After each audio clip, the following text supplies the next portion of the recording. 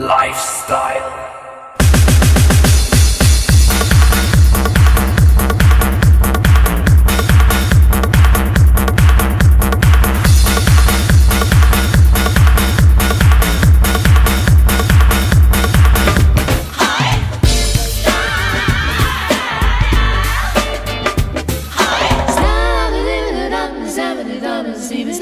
Здравейте! Днес в предаването Lifestyle TV на paparazzi.bg съм облята от силикон.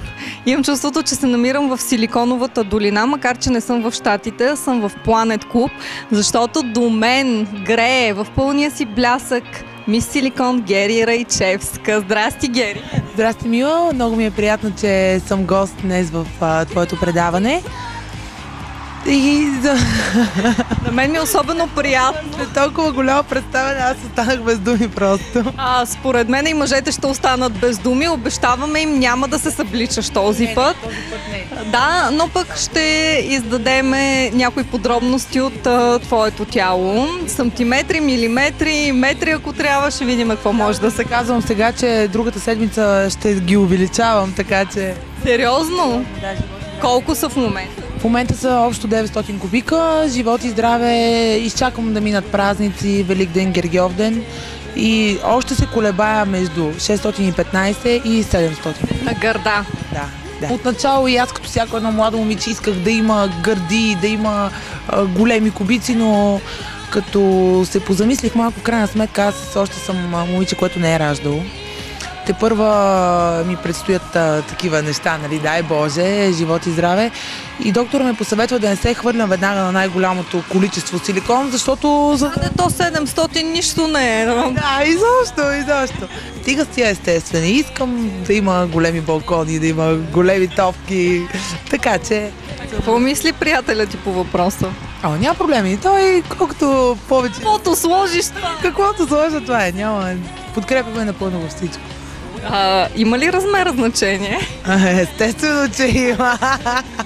Да, както казахме, размера има значение. Кажи ми сега как се чувстваш като мъжа на жена? Искам да кажа, че се чувствам малко разобличена в такъв случай, защото първо годеника ми закъсня, в кавички. Кажем, годеника и е Киро Скалата, който трябваше да се омъжи за нея в Лъки Банско. Обаче той закъсня, не знаем поради какви причини, явно бързо да се разведе, за да може да се омъжи за Гери. На следващия ден, след като мина всичко, се виждаме с него и той: айде бе, Булка, къде ходиш? Не може да се оженим с теб. Не можем. Но искам да ти кажа, че ми се обадиха страшно много хора да ме питат: верно ли съм се оженил? Майка ми, която не е в България, вика: как можа? Ти... Киро Скалата, как можа? Ти как можа? Не, то нали гледала е снимки там, но този човечец, който беше... Който го замести, подобаваш. Как може ти само изчака аз да мина за чужбина да се ожениш? Вика: майко, ти четеш ли внимателно какво пише? Тъй, че не мога да си изкрива душата, беше много забавно, много се смяхме, много емоции имаше, това е най-важно. Как се почувства в бяла рокля? Честно да ти кажа, много странно. Много странно. Аз и друг път съм се снимала в бели рокли с... Кога не си казвала друг път. И в момента, в който вече трябваше тази цялата церемония да мине, като ми се сви нещо, все едно е наистина. Викам: леле, още не си Гергана готова. Никакъв случай за такава сериозна стъпка. Много странно се почувствах, но в крайна сметка беше важно да осъществиме, нали, този проект, който го започнах, и беше весело. Първата брачна нощ как мина? Не съществуваше такава изобщо. Жалко, нямало е червени петна върху леглото. Аз като малка никога няма да се забравя, имах майка ми беше купила едно малко патенце такова плюшено и аз постоянно го биех с инжекции, постоянно пълних инжекции с вода. Това патен го бях, направо се беше... Медицинска сестра. Да ставам много докторка, да ставам много медицинска сестра, така бях се вживяла даже. Но в крайна сметка аз не мога да крия, че съм ужасно гнослив човек. Първо исках да ставам докторка, след това нещо се бях въодушевила да ставам актриса. После взех, няма да се забравя, никога имах с майка ми един скандал като малка: майка, защо ме роди в България, а не в чужбина? Защото си мисля, че може би това си е мое лично мнение, че ако се бях родила не в България, в чужбина, до сега вече щях да си актриса. Актриса, да. Но това са били някакви такива детски глупости, мои си детски неща и не мога да обвинявам никой за тази цялата работа. Не си ли си мечтала като маничка да бъдеш модел? Като съм гледала моделите по списанията, винаги ми е било много интересно, но като че ли много не съм залагала на моделството, а повече на киното като по-малка. Но в крайна сметка съм доволна от това, което съм постигнала до сега. Дай Боже, първа да постигам още и още. И че мога да кажа с ръка на сърцето, че до сега нямам една несбъдната мечта. Всичко ми се е избъднало, да сме живи и здрави само, да продължаваме напред, да се бориме. Млади сме, има още първо какво да постигаме. Само да не гледаме черногледо на нещата и да сме по-оптимисти. Точно така, запомни си мисълта, защото каза, нямам до сега нито една несбъдната мечта. След това ще те попитам точно за това.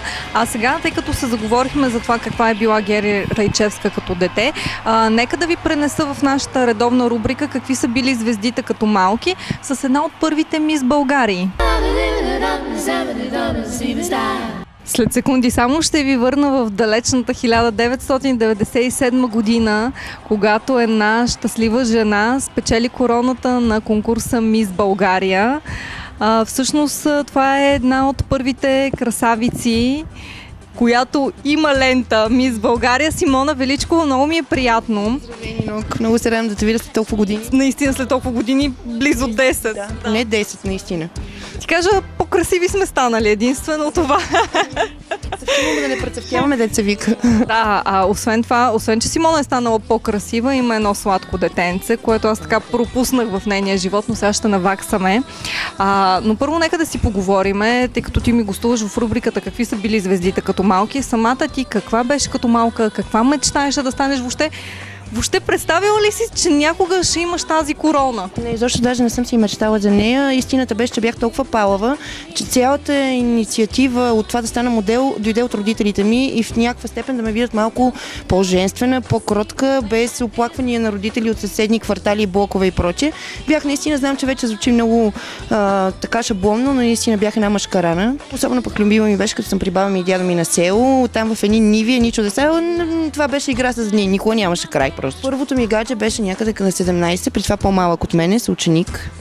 Изобщо... Първото ти гадже беше след конкурса Мис България. В смисъл, да, сериозно момче, с което да съм излизала, да се знае, че ми е било гадже и така нататък. Ето, първи сексуални пориви, ако щеш. На 17.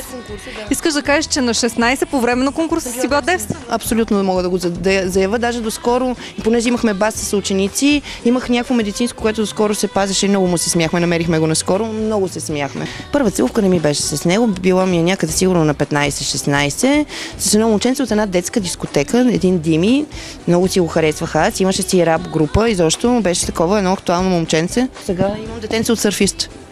Сериозно? Я да го видим това детенце, ти трябва да ми носиш снимки. Една снимка, това е Лея. И сме точно в орцела на нашата каравана, защото обикновено летата си ги прекарваме на каравани с българските къмпинги. Коя е най-голямата беля, която ти си направила като малка, помниш ли? Аз имам ужасно много бели, честно ти казвам. Наистина не съм била най-кроткото дете, за което в момента разбирам майка ми как виждаше в корема ми един вид отмъщението й. Защото ето сега ще видиш, ще разбереш за какво става. Аз бях ужасно палаво дете. Кажи сега, каква искаш да стане дъщеря ти като порасне? Искам да е добре, искам да е щастлива. Ще пратиш ли на конкурса Мис България, както твоите родители са те прати? Вижте, моите родители, аз съвсем случайно попаднах и на този конкурс. Моите родители всъщност ме пратиха в една школа в Rose Models при Стоян Апостолов, който водеше школата. И беше уж супер на шега. Аз на няколко пъти, някои срещи бяха отложени, пък не отидах. Стоян дори пред някакви театри ми беше чакал. На деня, в който отидах аз в модната школа, пък правеха за деца ревю някакъв кастинг за фестивала на модата, детски фирми, и аз попаднах в избраните, докато се запознаваме. И още взето си станах модел на шега, на следващия ден ми беше първото ревю, аз се учих в НДК да хода като модел. Така че за дъщеря ми не знам, смисъл, има си съдба, има си Господ Божа работа, ще ми се да... Няма да я спреш. Няма да я спра от нищо, да ти кажа. Смисъл, има си, вярвам, че човек има някакъв път, който трябва да се извърви, и колкото повече го спираш, пък в един момент правиш водопад. Така че, напротив, няма и да я поощра. Ако смята, че външността и ще бъде нещо, което ще постигне апогея в живота си, смятам, че много бързо ще разбере, че това е толкова преходно. Мисля, че е достатъчно умно дете, за да да не се вълнува толкова много от тия неща.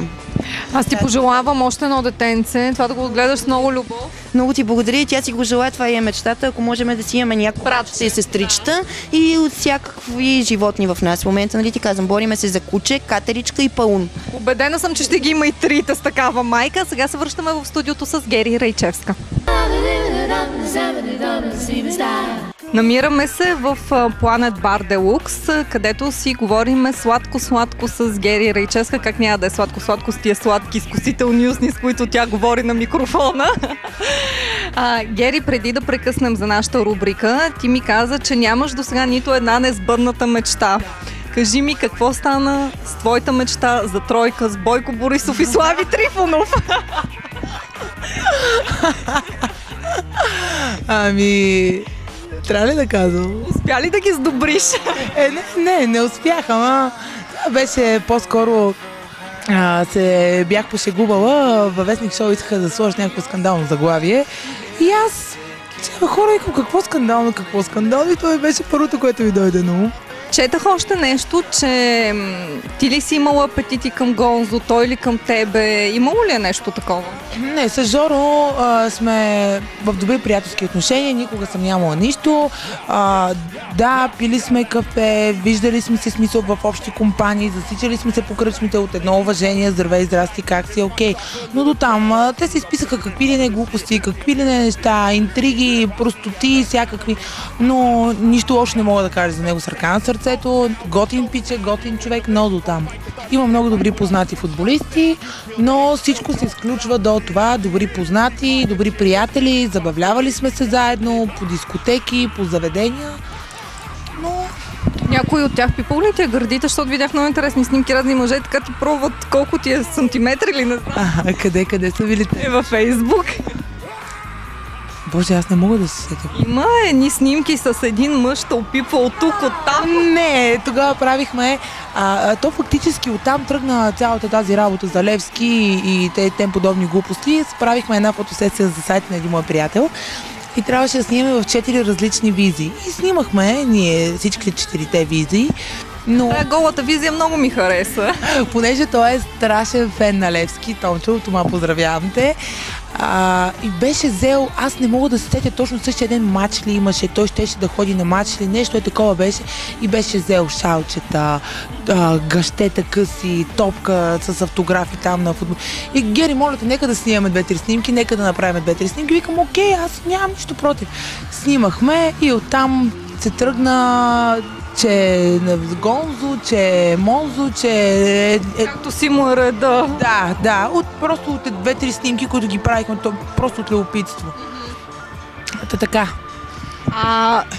Носят се слухове, нали? То има понякога и грам истина в това, че красивите жени са на поръчка. Кажи сега каква ти е тарифата. Имаше много са ме питали за такива каталози, за такива разни списания с момичета. Аз лично такова нещо не съм виждала. Мисля, че всяка една хубава жена трябва да си знае цената. Смисъл такъв, че малко ли много... Хубавите жени не са без пари, нали? Мъжете да си знаят. Значи в крайна сметка ти, ако имаш мъж до себе си, той мъж трябва да подпомага нещо. Не може аз да му плащам тока и водата. Колко си разкрепостена в леглото? Достатъчно. И кажи ми, какви са ползите и какви са така негативните неща от това, че стана Мис Силикон?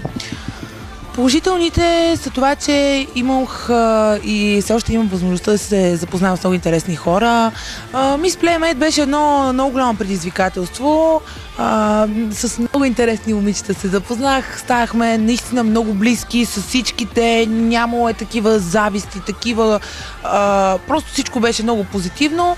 Да, защо не бих се пробвала пак, интересно е. Всеки път да пробваш ново и ново, макар че вече е приключило всичко и нали знаеш, че минеш ли веднъж оттам няма връщане, но аз истина с радост пак бих приела да участвам, малко или много, поне за тръпката. Ние ще очакваме Гери в следващия Мис Playmate. Така да се каже, на кои други 1400 кубика ще се порадваме. Много ти благодаря. Аз също много благодаря за поканата и се надявам това да не е последния път, в който ще се виждаме. Разбира се.